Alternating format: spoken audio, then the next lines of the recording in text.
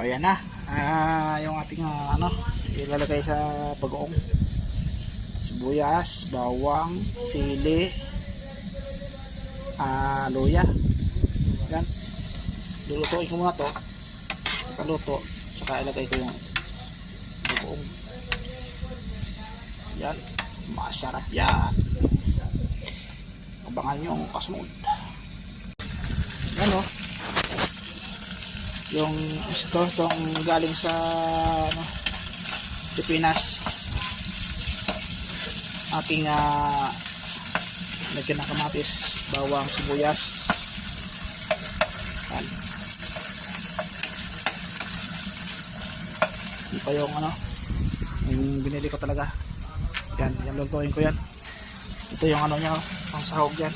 Ilapit ko muna. Ayun, kasarap na ang pula. Ay, sarap nito.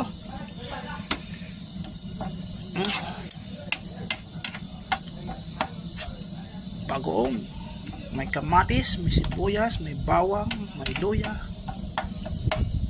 Okay, there we go. Thanks for watching.